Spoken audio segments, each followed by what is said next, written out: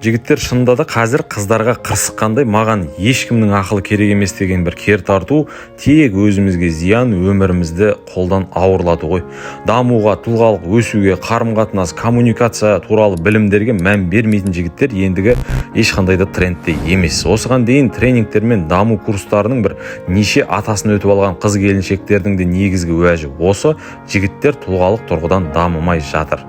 Оның үстіне әсіресе енді үйленетін жігіттерге дамымасқа бір шанс жоқ қып бойжеткендеріміз сепарацияланбаған, жасы ұлғайса да санасы өспеген, баланың позициясындағы, бір сөзбен айтқанда тұлғалық тұрғыда өспеген жігіттерді маңына да жолатпайтын болып кеткенін көп інілеріміз осы күні айтып жүр.